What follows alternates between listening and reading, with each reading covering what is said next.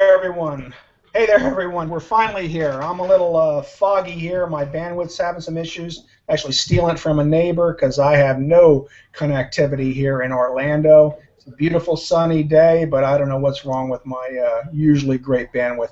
But we're here for a wonderful cause, and it's Food Revolution Day. I almost forgot what day it was. It's Food Revolution Day. I've been having such a wonderful, strange day that we're here and we wanted to come on and we wanted to see everyone. The comment tracker's not working. You know, it's just a whole, as Mia would say, a hot mess.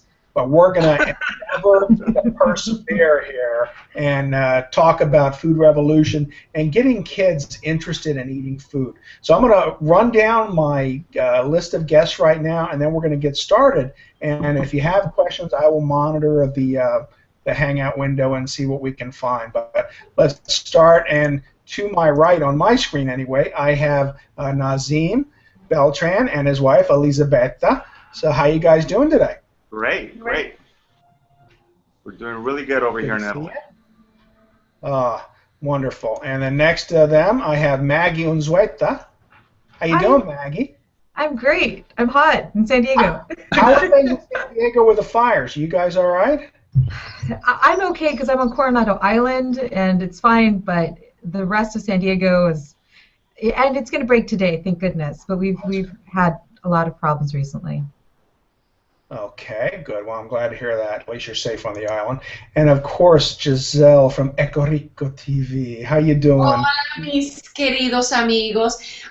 Well, you know, I'm in Los Angeles, and as you can see, I look like the opera because this window is getting blasted with insane 100-degree sun, and this one not so much. But the blinds are all closed, and there are no lights on, and it's like. Well, Mommy. Climate change. You are too pretty to be the Phantom of the Opera. You're the one he carries off.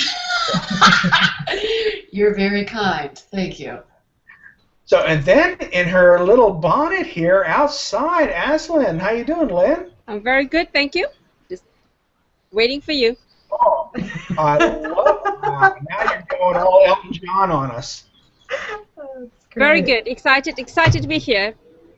Looking forward to. I'm excited to have you because you know it's an important day today. We're here to talk about the food revolution. Jamie Oliver, I didn't even try to invite him in. It's been such a hot mess. So we're just going to go with what we have today and hope for the best. So, Lynn, since I have you there, let's talk about what you do to encourage your children to eat and how you what you do. Talk to us. Me?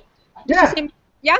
Well, you know, I don't do anything special. The kids have always been in the kitchen with me, so we don't separate. I've noticed that a lot of people talk about kids cooking and all that. With me, there's no difference between kids cooking and adult cooking because the kids cook what I cook. So we don't do anything different to get them cooking. They're there, and oh, mommy, can I do this? Sure, by all means.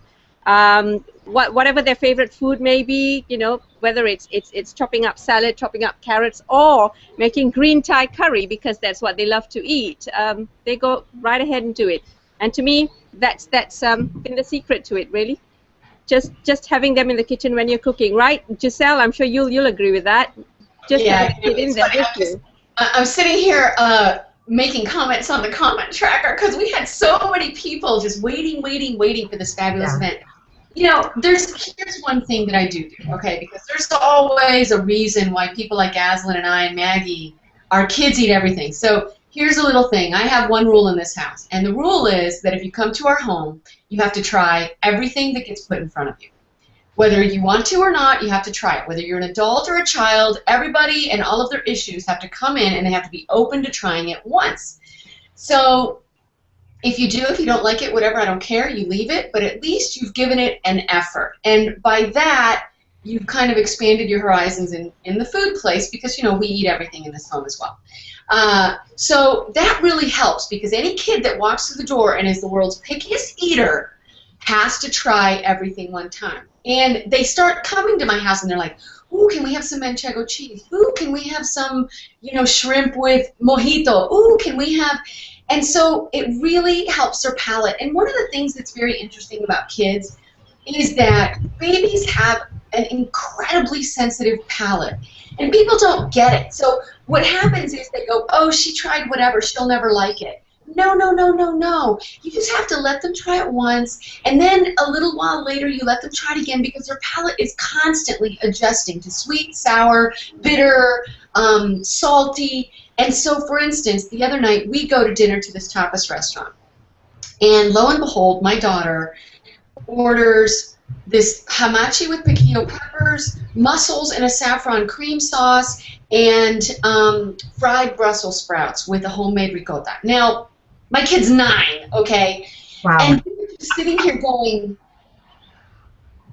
okay, baby, are you sure you want this? Because she notoriously will try a Brussels sprout because I make them and they're fabulous. And you can watch that video, Caramelized Brussels Sprouts, and watch them.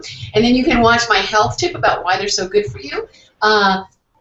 But those cruciferous greenies are really important to eat. You have to figure out how to get kids to eat that type of food. So she finally ordered this fried Brussels sprouts because she was just wanted to. We were all like, oh, they're going to be delicious. She tried them and loved them. I'd had her try mussels in a basic white wine sauce, and she was like, really good. And then she orders it in a saffron cream sauce. She ate the whole thing. I got one. And it was just like a revelation to me, because I can see that she not only intellectually and emotionally is she developing, but her taste and her palate is changing. So you just have to kind of keep in there. I mean, that's the best advice I can give you, is really understand how people change and how palates change, and just don't give up. Keep trying new things and adding new flavors and creating rules that are fun for kids, because they all come in and they're like, well, we know Giselle's going to make us try something, you know. So they do. I think that goes with adults too, though. I think with evolving tastes and stuff, it's exactly the same with adults. What you eat now, you might not have eaten 10 years ago, but that's because you've matured. Your tastes have matured, especially for those of us who cook. You know, we cook certain things differently now than perhaps we did 5-10 years ago, because we've discovered perhaps something better, a new way to cook, a tastier way to cook, a healthier way to cook. So that goes the same with adults too. Yeah, totally agree. Maggie, so what do you do for your little one to get him to eat?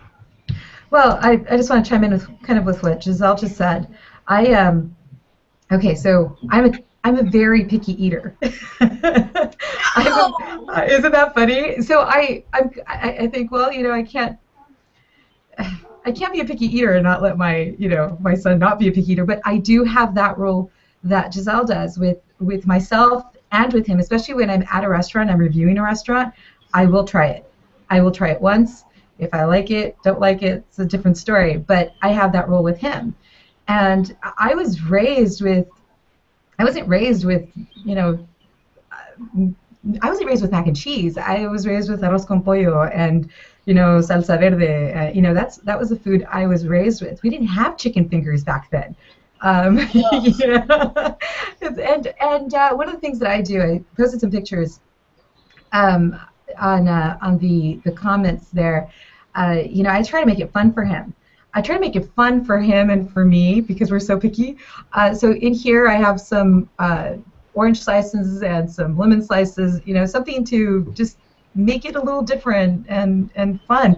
He loves this. Oh, and this is in a little wine glass. So, and I break these probably more than he does. So, anyways. Well, that's good to know. So, does he go? Sorry, Chef. No, go ahead. I love interrupting people. Sorry, Maggie. Does he ever go to restaurant reviews with you? Do you take him? Yes. In fact, cool. I've taken him a couple of times with me. In fact, they invited us. One of the restaurants had a new kids menu, and they know that I'm as picky as I am. So they invited him, and they invited me, and the two of us just sat there and ate together. But I do see his palate changing, and I do understand that, obviously he has a sensitive palate, and he's just a kid, and it's still developing and all of that. But he has been he's come along a couple of reviews with me, but he can't sit he can't sit through the entire thing. I would like him to. It would be fun. Hopefully, I have with hopes. time. Hopefully with time. Yeah. Yeah. Excellent. What a great experience, huh, for him? Oh yeah. You should get him to do the next review and post it on D+. Well, and you know how. Okay, so. I'll do development, so I'll be creating a recipe or whatever, and I'll ask his opinion. And he'll tell me. He's so honest. He'll tell me this is too salty or this isn't good, or he'll be like, "This is gross. What are you giving me?" And I'm like, I wonder why he thinks this. But yeah, honesty. Kids are so honest. It's funny. Someone posted on the comment tracker, "Do you have a kids board, a kid-friendly board on Pinterest?" And I was like, no. Every restaurant that I have in my show, and if you guys watch it, you'll know, because Adriana's in the show, and on EcoRicoTV, everything is tested through her, and she's been doing this since she was 4. And I'm not talking like, cookies. I'm talking pumpkin creme brulee. I'm talking caramelized Brussels sprouts, if I have said. I'm talking fish and chickens and, whatever it is, I test on my kid. So she has grown up learning and understanding. So the other night when we were eating mussels, for instance, it was a lesson in food safety because I said, okay, this one, she said, "Mommy, this one's closed." And I said, "Well, you can't eat that. And if you do, this is what's going to happen, And so she got a little nervous. Well, this one's only a little bit open. And so it was a really interesting time to learn for her as well. It's kind of a science experiment, which is what I try to do with so much of food because food is so much about science. But, when they grow up in the kitchen, somebody posted here, a sharp knife is a safe knife. It's true. Let me find it. And it is very true. And so, there it is. Renee Bode, hey, honey. Julia Child said, "A sharp knife is a safe knife. Freaks my husband out. My kids have been with me even in the front pack." Giselle, we have the same rule. And, knife safety and knife skills are super, super important. And what I did with my child was I got her the little plastic knives when she was really little so that she could just start understanding how to hold the utensil, what to do with her fingers and her hands, how to be really safe. And I think the earlier you start with that, with food testing, with just allowing them to be around you while you're doing things, is the absolute best policy in the kitchen. And I'll say another thing. My parents, I'm from Puerto Rico, if you don't know already that I'm a Boricua, and in our culture, if you go to a party, it's babies and it's 80-year-olds. So it's not like you have parties just for adults and just for kids. There are some. But like with the Italians, Nazim, I'm sure, and Elisabetta, the whole family's there. And so food is a huge family activity. And introducing that whole kind of cultural element into your life is, I think, critically important just for social skills. But my parents never ate anything that they wouldn't give us. If my parents ate lobster, we ate lobster. If they ate steak, we ate steak. There was never like, oh, the kids are going to eat this and the adults are going to eat that, which I think internalizes this kind of separation of what you're allowed to eat and not to eat. So I would just really encourage everybody to make sure that whatever you're eating, you're also sharing with your children, and it will create more sophisticated eaters as they get older. Yeah, with my son, I bought him when he was just maybe 3. I bought him a little apron, and I love aprons. I have a collection of aprons, so I thought, oh, this is so cute. Let's give him an apron. So I got him a little apron, and he would sit there. Chair up to the kitchen counter cooking with me. I'm like, okay, smell this, and he was 3, able to identify like cumin and oregano and all these different spices. Yeah. Now he's 6. So he's too big to help me in the kitchen. He's in the next room. He's going to be like, what are you talking about? But no. He does help me in the kitchen sometimes, but I really have to drag him into it. So, I have to invite his Legos, and I have to invite his all his other toys, and I make it a party. It's like, okay, let's cook. Let's get the music going, and here's your apron. Legos are like helping us stir. Yeah, of course. Of course. I wanted to go into the whole picky I'm listening thing. to all these stories, and we were just talking off mic. Our daughter was a totally different ballgame. I mean, when she was about 3, when she was really young, we had to, Betty, I remember, she had to put on the floor of the kitchen table newspapers all over around her seat, because she just would grab everything and just go wham, wham, wham, all over the walls, you know, and it's like, okay, and she was a picky eater. No? That's more than 3. Yeah. She is a picky eater. She still is She a picky still eater. is. And she always is criticizing you, you know? And I tell you, it doesn't work all the time. I've been sharing, I've been keeping her in the kitchen, I've been cooking with her, I've been doing everything, but it's still very difficult. Well, do you start It with doesn't like, work all what the does time. she like to eat, Elisabetta? Is she really kind of basics about fruits and things like that? Because what I found is that the more my daughter will experiment with basic things like vegetables and fruits, the more apt she is, of course, to start experimenting with things that are a little bit more, you know, complex. So my daughter will go to school with fresh fennel, you know, mangoes and raspberries, which I think are just normal. But, you know, most kids are like, what is that? This week she had mango, which is a Dominican mashed plantain dish. Very With cheese in it.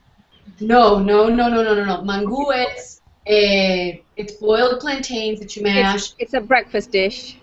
Well, it can be. We have it for dinner and lunch and whenever. It's a breakfast dish if you fry your eggs and put it on top, but it's not just for breakfast. Like we did it with you know, sautéed chicken breast with grilled onions.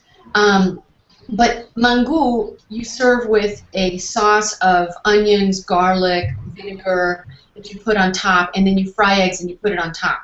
And that's the breakfast that Maggie's talking about. But you can eat it at all times of the day. It's you know, it's a vegetable, effectively. We've got a question from the audience. Alexandra Ricky Gonzalez says, so what do you do when your kids are at school? Have you tried anything with school lunches, or do you stick to sack lunches? Can I tell you, I am absolutely disgusted with school lunches. My son was was it last year? It was last year that they had this this big lunch for the parents and the students to come in and, you know, sit down in the big courtyard to eat with them, and he could bring in food from home or wherever. And I said, what do you want to eat? He'd never had a school lunch. So he said, can we eat a school lunch? And I thought, well, how bad could it be? Gross. Absolutely disgusting.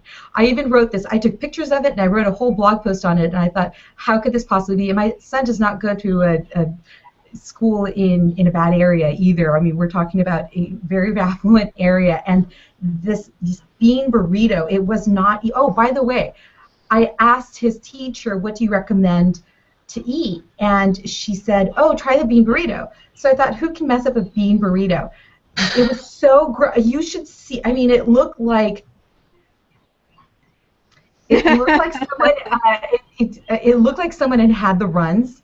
It was, I mean, the yellowy cheese. I'm gonna gross out. I'm gonna throw up. Oh, and the fruit there was strawberry in syrup, and I thought, this isn't a fruit. This is not even dessert. I wouldn't even feed this to my dog. Like, this was gross. So I wrote this whole thing. Anyway, so school lunch, so sack lunches for him. I have a very, you know, school lunches are so critical in helping teach kids, and we're fortunate that my daughter is at a school that has this part of the edible schoolyard program of the Chez Panisse Foundation. So we have a garden, and today we had morning sing, and we had a whole our garden set up, and we were selling herbs and all of the fruits and vegetables that the kids grow in their own garden. And our school lunch program is organic when possible, super healthy, vegetarian choices. But my daughter still chooses to take her lunch to school every day, so I make her lunch every single day. And she will take everything from mango, which was left over and asked for it, with fresh vegetables or chicken or salmon or whatever we've done the night before. But it's, you know, the school lunch program, which is what we're really talking a lot about today, has to be changed. And I can't stress enough that parents should be actively talking to their administration about the school lunches. There's another question here that I wanted to address. Cindy Kirshner said, what do you think about kids' menus in restaurants? Seems like most are, quote, junk food to me. My daughter has almost never eaten off a kid's menu in a restaurant. And when she has, it's like this. Oh, you guys have chicken tenders. Well, instead, can we substitute a grilled chicken breast with some steamed broccoli, please?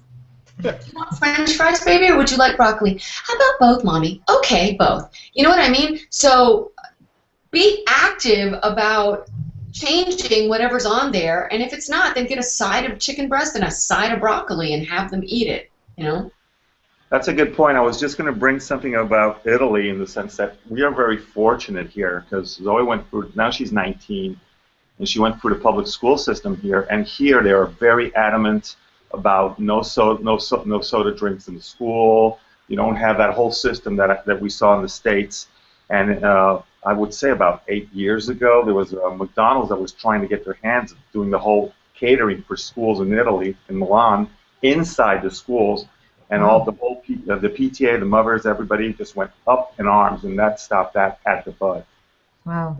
That must have been a losing battle for McDonald's to begin with. McDonald's in Italian schools, really? Yeah. Bizarre. That's really bizarre. Yeah. So what are school lunches like? Do you know anything about non-public schools? What are school lunches like there? How was the school lunch for at the public school? It was decent, but lately they gave, I mean, the last few years they gave the. Oh, they gave the commission to the people that did the lunches. To a private organization, and I think that they used to have the kitchen inside the school, but of course it became too expensive for the government to run those kitchens, so they gave it to somebody outside, and the quality, I guess, went a little bit down because it's prepared food and it comes in the school a few hours after it has been cooked. So, so being Italian, a little bit picky about food. Do all schools, where you guys come from, do all schools have school lunches, or do you guys have the option of packed lunches from home?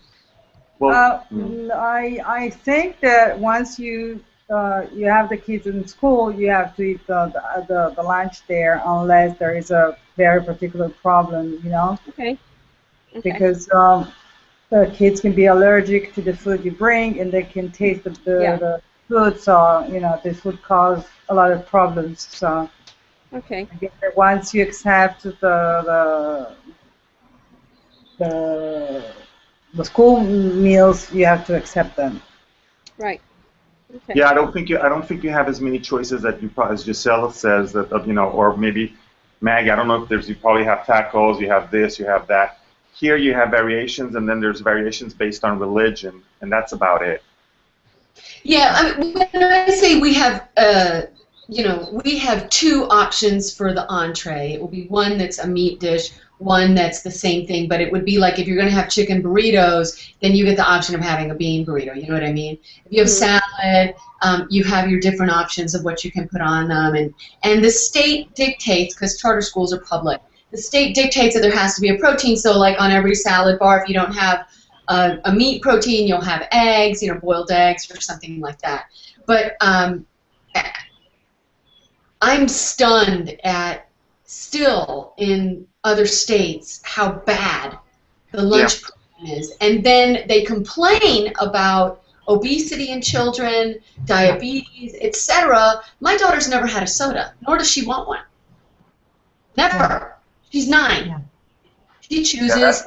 That is a big problem. That is a big problem that I think Europe, here in Italy, obesity in that sense, we don't have that junk food culture. Exactly. In America, and that's why I think James Oliver, who we're celebrating this week as we're talking, I mean, I remember he's gone to the States to, look at his program of bringing it, what he did in England, bringing it over to the American school system, and that's very, very. And I Well, and saw, it's not. sorry, Maggie, go on. Oh no, I was just going to say, again, I'm in California. Giselle, you're in California, aren't you? I'm in LA. Yeah. Yeah. Oh, yeah. Sorry, you're just up the street. So, I mean, I'm just surprised at how San Diego. You know, we have such a bad, the bad school lunches. Again, it's amazing, but teaching your kids to identify certain things, like, you know, my son will tell me, he's like, Mommy, this is organic, or this is the kind of milk that we're supposed to be drinking. You know, it's like, and he can go around and tell me, and you know, what he should be eating, and he's 6, and I love that. I love knowing that he can do that to his. I have half custody with my ex-husband, so I'll ask him. I'll say things like, you know, hey, are your eggs organic? Or, you know, what do you guys? Oh, what do you guys I do the same thing. Trust me. Let me ask a question on that subject. Is it a cost issue in the United States? Maybe that's been so standardized in the school system that to keep costs down, we really have to dumbify the food and bring it a little bit down.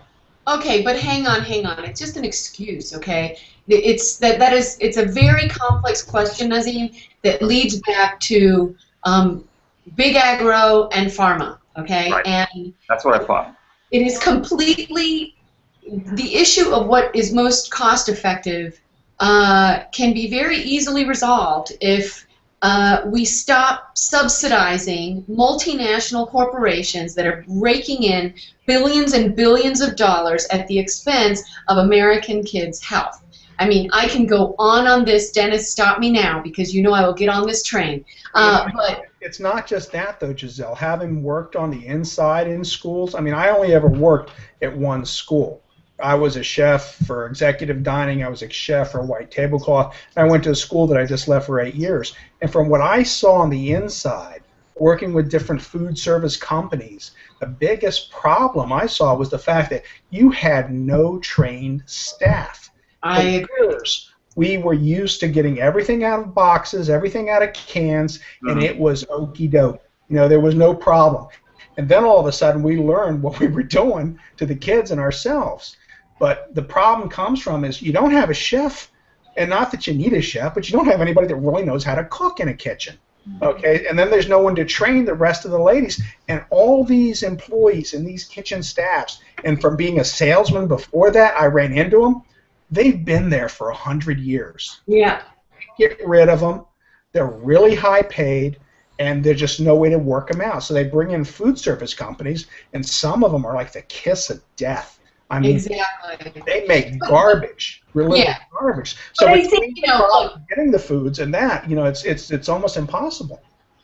I think it's a complex issue. It's what's happening at the top down, what's happening at the food service companies, because there is a bottom line issue. There's a total lack of education, you know, which is the problem with not having trained staff, and they don't care. You know what I mean? I mean, I'm assuming, I don't know, but I think at the base is that these companies come in and they pitch the school board and the administrations of these, you know, school districts about why they can make this cheaper. We'll throw in some chicken, but it's chicken parts, or it's hot dogs or pizza. I mean, it's disgusting. It's food I don't eat myself.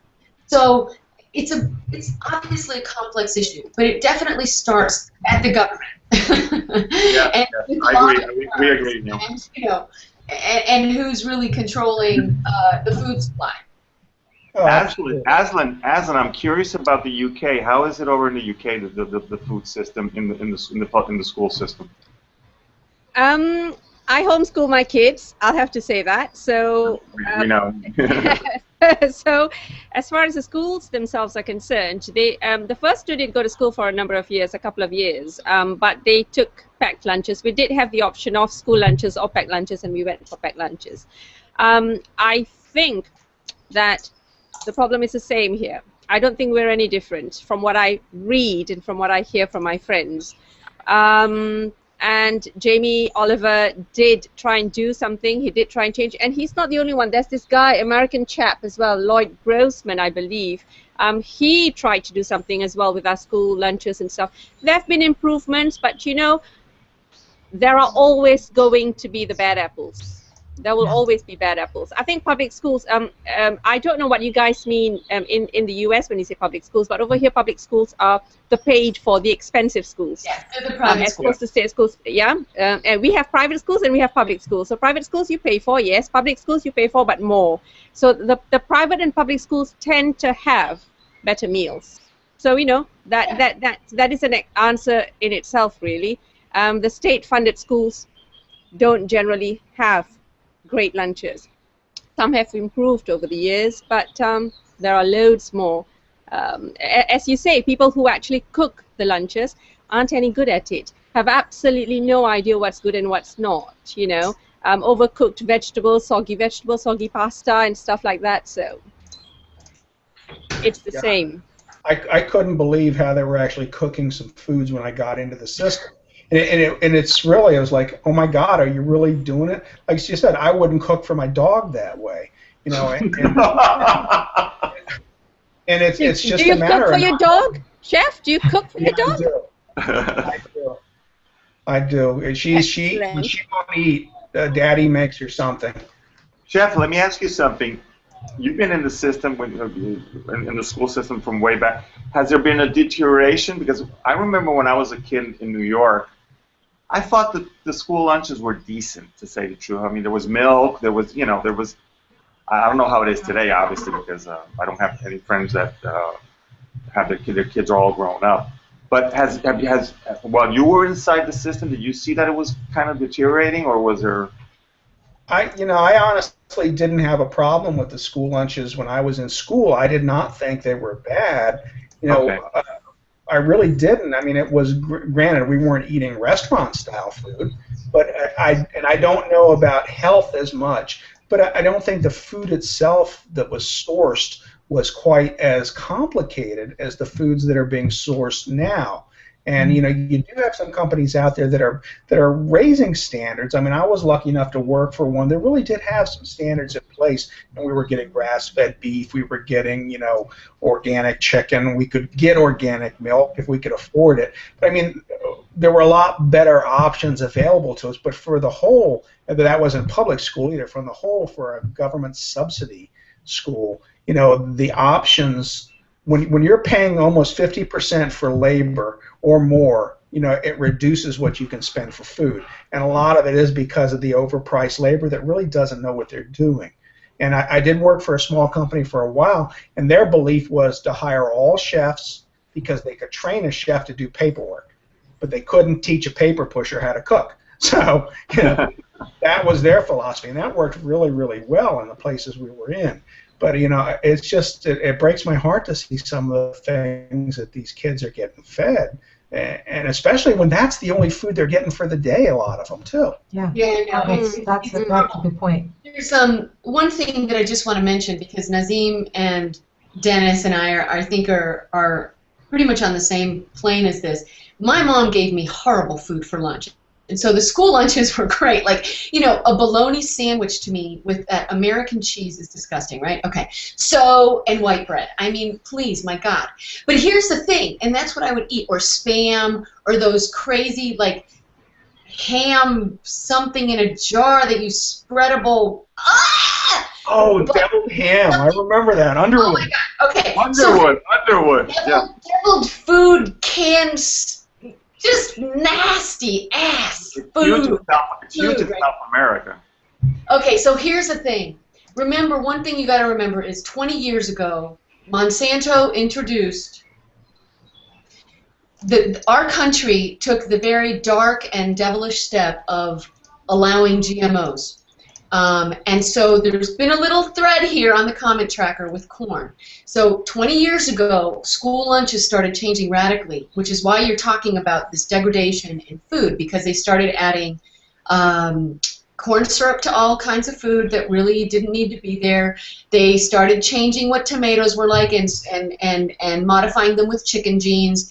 They started doing all kinds of stuff, because I'm going back to Big Agro, that has led to where we are now, which is study after study showing that a diet of GM foods is causing multi-generational problems with sterilization, fertilization, pancreatic dysfunction, liver dysfunction, and we're seeing that now. And so hopefully things are swinging back. The tide is starting to swing back, you know.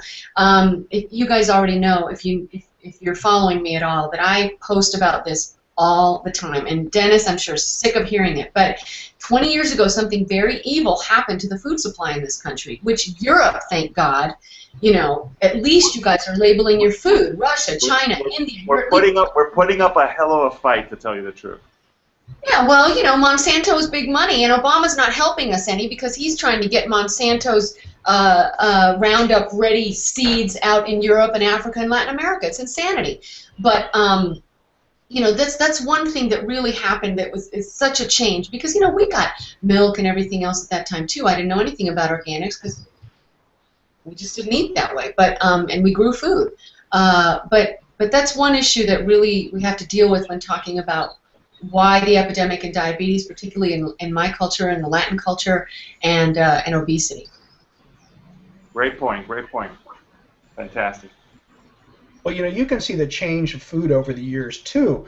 I mean, when I first started eating organics, it wasn't because I was trying to be healthy. You know, that was the added benefit of it. I mean, this is before I really thought about a lot about what I ate. But I changed to organic chicken because it tasted like chicken. Oh, hello! Oh my gosh, organic food tastes better? Are you kidding? Yeah, I mean, I changed to organic milk because it tasted like milk. I mean, and I'm thinking, where did these things happen over the years where foods, you know, I'm eating this one day and going, this isn't chicken? I don't know what the hell it is, but it's not chicken. You know, so when chicken doesn't taste like chicken, there's a problem. Everything else tastes like chicken. That's right. Well, that's what, you know, when we met in Miami, I remember she went with me to the supermarkets and she looked at the tomatoes, and you know how Italians can get a little bit picky about their tomatoes now. Huh? Oh my God, the tomatoes, they radically changed during my lifetime. Do you remember how they were? The skin was so much thinner, and they would be bruised, and there would be that pile, and it would not be perfect and waxy and hard and nasty. I'm sorry, Nazim, I just can't help myself. I get on this topic and I go crazy. No, we do. You were saying you were in Miami, and Italians are fussy about their tomatoes. Yeah, exactly. So basically, she was like, "You call this tomatoes, remember?" And I was like, and she goes, "I can't wait till I get you back to Italy. You'll see what a real tomato's like." Has he been educated, Elisabetta? Yes, he's much better now. Excellent. I have to say though, sorry, go on. Go on, Elisabetta. You were saying? Yeah, he's getting much better now. But at the very beginning, it was a disaster, but now he's learning. So you can't teach old dog new tricks. I wanted to say that, you know, I totally agree on the GMO and stuff and organic food. We buy organic food as much as is possible. We grow our own stuff. But organic food is more expensive. And for so many people, not only can they not physically get their hands on organic food, they can't afford it, you know. Yeah. So it's all well and good saying organic is good, etc., etc. That is true for some things, because I have also done lots of testing on this, and I've even got it on my show. What a surprise! Like, for instance, I did an entire test on spices, which I didn't even know. I went to the Albertsons of all places, and I compared the exact same things that were organic and conventionally grown herbs, and seriously, the price points were either organic was less or it was the same. It may have been a little bit more on some things like turmeric, which are the more exotic things that are grown. But you have to be smart about what you buy organic. So, for instance, if you go to the Environmental Working Group, EWG.org, you'll see every year they post the Dirty Dozen and the Clean 15. Yep. And the Dirty Dozen are the 12 most pesticide-ridden foods that they found that year. And when I say pesticide-ridden, I mean like they found 60 different chemicals on a blueberry. It's disgusting. Wow. So, you know, and then there are the Clean 15. The thing that I like to tell people is if it has thin skin or no skin, buy it organic. So, for instance, things that are grown in the ground, celery, potatoes, root vegetables, usually I would buy them organically. Berries, Absolutely always. They are highly sprayed because people want them to be beautiful and big. And so those are the things that you really should focus on buying organic. Mangoes, pineapple, papayas, bananas, a lot of the tropical fruits have thicker skin. You're good with not buying them organic. You know, so you just have to be smart about what you're buying. What about, now that you guys brought it up, what about growing your own vegetables? And that's, are Maggie, are you guys all doing this? All the time. I can't. I'm on an island. You know, yeah, we don't have the space. I would love to, and it's funny because my dad and my family, they own a huge ranch in Mexico where, you know, apples. We have a whole acre where we just grow our own food. But I'm not in Mexico. I'm in Coronado, and I don't have the room, and I also kill things too. I can't grow, you know, a flower to save my life. You're not a green thumb. No. You know, We tend to. Sorry, Chef, go on. Go ahead, Azlin. We tend to, well, you know, depending on the weather, of course, and the season, of course. But every summer, our kids have projects, garden projects, summer projects, and we grow everything we possibly can, really. Corn, capsicum, zucchinis, eggplants, chilies. We always grow chilies. This year we've got the Carolina Reaper growing in the house, so we're very excited about that. If you guys don't know, that's the world's hottest chili. Larry must know about that too. only because I've educated him. He thought it was still the Trinidadian scorpion. Huh. Not keeping with the time. Those are fighting words, Azlin. Yeah, put them up. Yeah, we love growing our own too when we can. Maggie, it can be a little bit hard. You know, there are some things online now that you can, those all-in-one, you can grow a bunch of things that are easy. You put different seeds in. Yeah, well, one of the things that I think is really, that people can start trying to grow are herbs, because they're just usually so much easier, and you can grow different types of herbs in a different pot, and then they're organic, and so you can add all those different flavor profiles to your food, right? You can actually make a beautiful tomato basil marinara, you know, like the Italians do, with 4 ingredients: olive oil, garlic, basil, and tomatoes. Boom, you know, right there. And make a huge pot of it, and then use it for different things throughout the week. But at least you've got it there. You know what I mean? You've got fresh herbs, Maggie, don't you? You've got fresh herbs in your kitchen. Yeah, I have. I have herbs. That's the only thing that I make sure I have that.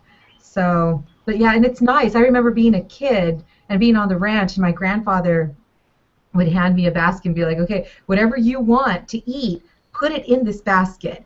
And we'd go out on the fields, and I would put, and he'd always tell me, is this all you want? I would pick like maybe 2 apples. And, oh yeah, it was nice. We always had, of course, jalapenos and beans. It was fun. It's fun during harvest time, and I miss it. Yeah, I've been looking for the lasagna tree. No, there's no such thing as a lasagna tree, Chef. Well, he said pick what you want to eat. I'd have been looking. Azim, somewhere in a science laboratory, there is a lasagna tree. There you go. And I may have to plant one of them, GMO or no. My daughter, because that's all she eats is pasta, lasagna, and it's. And my kids, you'd think I had an Italian tennis coach. My kids eat pasta for lunch every day. They're pasta bots. If I cook them something else, I have mutiny on my hands. That's so bizarre. Honestly. Okay, so here's a great way to sneak vegetables into your pasta sauces, okay? So my lasagna, obviously I make, and I do it with turkey, and I do it with turkey sausages or whatever that I take out of the casing to add even more flavor. But my tomato sauce has tomates and basil, and sometimes oregano, and carrots, and fennel, and 3 different kinds of red bell peppers. And so I'm sneaking all that goodness, graciousness into my tomato sauce. So if she loves to eat her lasagna from that Dennis lasagna tree, be sure that, you know, just make sure that sauce is loaded up with veggies, spinach, and the whole thing, man. Chop it all up and throw it in. I can see when you go to somebody's house and they have plain tomatoes, she's like, This is not tomato sauce. This is not like how my mom makes it. No way. No way, man. You gotta have that Latin flavor, baby. I even put green olives. I had an Italian boyfriend, and I was like, "You're about to have Puerto Rican lasagna." No, it's no Puerto Rican lasagna. I'm like, "Try this," you know. And I use different cheeses and whatever, you know, to make it great. I don't make it with a bechamel, so I'm sorry, but I don't. But you know, he was like, "What is this green olive? You guys can be so Italians can be so snobby about their pasta." Oh! More fighting words. As long as I make it al dente, just eat it. Those are fighting words, girl. I know, baby. Take it outside. Take it outside. Like Nazim had blonde hair, and he was white skin and with blue eyes. I couldn't call him Nazim. I would call him Paolo. It's just another dish. Oh, you guys are great. Oh, that was good, Elisabetta. That was very good. Speaking about sneaking vegetables in, somebody posted earlier, and I meant to say something about the smoothies. And you know, I love different types of smoothies and whatever, and you can sneak in spinach because I don't know why. Spinach will just blend with whatever's going on around it, you know? So throw in spinach and some great things, even beet juice, which is so radically healthy and antioxidant rich. You can throw a little of that in your kids' smoothies as well. Ooh, look, it's Christmas. We're going to have a red smoothie and we're going to have a green smoothie. But those are great ways to sneak in vegetables for those people. I love this technique. Have you patented this Giselle sneak the vegetables? Yeah, it worked. It works. My kid eats it all. Like, She woo. was small, and we were taking her by starvation. So when it was 7 o'clock at night and she didn't have food for a while, we put her to see some cartoons and stuff, and we used to give her raw carrots and fennels and all those things. And of course she was hungry, so she was eating them. But if you try to give them raw vegetables during the meal, they wouldn't eat it. So Yeah. I love what little bit of Stan Bush. thirst. Sorry, I'm going to interject. Did you guys see what Stan Bush wrote? The lasagna tree is right next to the Ben and Jerry vine. Well, you see, Stan would say something like that. Stan Bush. Can't beat that. Oh, and Stan Bush, speaking of Stan Bush, says, Stan, I owe you a phone call.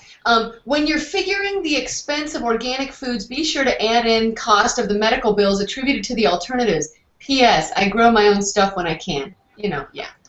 Good. But you know, more organic vegetables or produce is being readily available. I forget who it was, Cindy Wright or somebody mentioned they were getting theirs at Target. And I was in BJ's yesterday, which is like a big wholesale store. I don't know if you have them around where you are, but they had a huge line of organic vegetables now. I was really amazed since the last time I was in there. So you know, you just need to look for them a little bit. Also here in Milan, we're starting to see a lot of supermarkets that are going with the natural organic lines. The more people start looking at it and asking for it, the market starts shifting. Yeah. And the prices weren't bad on this stuff either. It was really Not that bad. I was maybe 10%, More. 15%. Yeah, they are still. I mean, when don't forget we're in Europe. You guys are in the US, especially in the UK. We're much smaller than you guys are. You know, so our organic stuff is going to be more expensive compared to yours.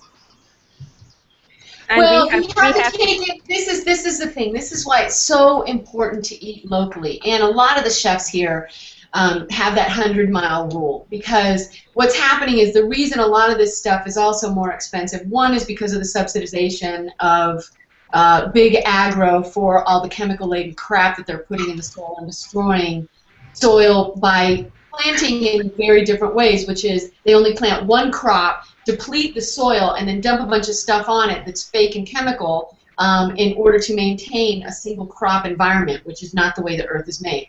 But two is because of distribution and manufacturing costs. So I really stay away from eating cherries in February, because I know that they've come from Chile, and I don't believe they're organic, because I just don't. I can't believe the certification is is really appropriate, the same as it is here, and B, because I know that the kind of pollution that's happening trying to get that fruit from Chile to the United States is much worse and dumping a huge amount of particulate matter into the atmosphere. I mean, I'm always thinking like holistically about what's on my plate, you know. So if you try to think about eating locally as well, I think that helps. But Azlin, there is that you know. Sure, but you know, we have a certain number of months when we can grow things. I know. Okay, you know, so yeah. So there's always going to be that. I appreciate what you're saying. Yeah, and I totally agree. I mean, we are about eating seasonally as well, as much as is possible. Yeah. Otherwise, we won't get any fruit in January and February. I think it's the same thing here in Italy. We're very seasonal. We don't do the importing stuff. It happens much less. Italians are extremely picky about the products and the products that they work with, food-wise. It's funny, but we know that about Italians. When you buy vegetables on the street market, they always show where it comes from. So I see people trying to buy stuff that comes from Italy. So consistently, yeah. Let's say fruit most of the time comes from Spain because I don't know if they're cheaper or something. But Italians tend to buy stuff that comes from Italy.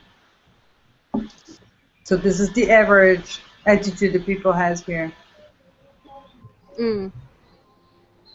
Well, we love Italian tomatoes. Yeah. Right? Yeah. Well, San Marzano is olive oil.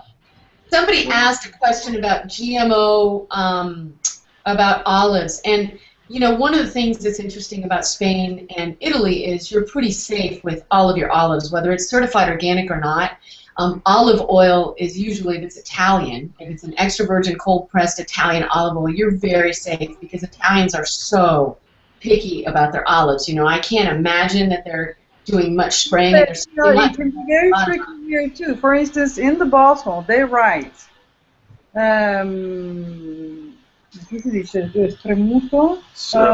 cold press. Cold pressed, produced, and put in the bottle bottled in the country. But if there is not an A and E in between, it means that the olives can come from another country. So you always have to read all your labels. The labels, you know. So it doesn't mean that you're in the country where they grow the olives and there is a big tradition about it. They can always trick you, you know. I am with you there. Yep. Well, guys, that has been an hour. It went really fast, and we had a lot of lively discussions here on food and on feeding kids and on the state of food across the world. So I'm very happy that everyone could join us. You know, we had a little trouble getting on, and I'm a little blurry, but we're still here. And I wanted to shout out to Larry. Larry couldn't be here with us today because his dad wasn't feeling really well, and he went to check on him and to see. So, you know, that was much more important than being here on an HOA, was to, you know, go check on his dad and see how he was. So he, you know, he did send his well wishes and apologize to everyone for not being here. But, you know, we know where priorities are, and that's a good priority for him. So, and also Elena Bellometti was supposed to be on, but she really had a bad connection, and we couldn't keep her on, especially because my connection wasn't real good too. So it was affecting the quality all around. But thank you so much for initiating this hangout, because it was really her idea to do the Food Revolution Day, and thanks for that. So guys, one last quick go around and we'll say our goodbyes, and you want to announce any projects you're doing or anything you're working on, please let us know. Shows upcoming. Lynn, I know you have a show coming up. I certainly do. Another new series this Sunday, Savor the Flavor. I've got one of my very good friends from the Alsace region going to be cooking a white and green asparagus flan. So join us, GMT, 8 p.m. Sounds good. Giselle, you have some shows coming up, I know. Oh, I've always got stuff coming up. So EcoRicoTV, you can find me all over the place. Watch our YouTube show. I have a lot of fabulous recipes and health tips, and a new one coming out on the 21st called Tostones. Ooh. And tostones are fried plantains, and if you want the secrets from my mama's kitchen, you must Watch, watch, watch. Yeah, I almost thought that was the one that Pacino said when he was playing. Hey, my Tostones. No, that was a different thing. Okay. I have a big announcement coming very, very soon, but those details are still. Oh, all right. Well, we'll be waiting for that. And Maggie, what you got coming up? Well, I just finished a food tour, food and wine tour of the Central Coast, and very excited about that. All the posts and all the different things that I sent out recently. It's on my blog, so check out my blog. I also have a show on the 24th, another bilingual show, Cuentos de Nuestra Familia, and that is 24th. So very cool. Nazim and Elisabetta, anything coming up? Any more news on the Casa Chiesi? Casa Chiesi, yes. We just got back in. We lost you for a second. Casa Chiesi. It's an interesting project that's coming soon. We're probably looking at it, analyzing it precisely, and it's going to be dealing with a lot of things that are related to Italy, from the perspective of a couple that live in it. Wait a minute, who are you going to get to? That's going to be YouTube shoppers. Well, that sounds like that would be a wonderful show to watch and to take part in. So I'm looking forward to seeing more on that. So, well, guys, thank you so much for joining us on Food Revolution Day, and we hope to see you again soon. Gracias. Bye. bye. Ciao, auguri, grazie. Ciao. Adios.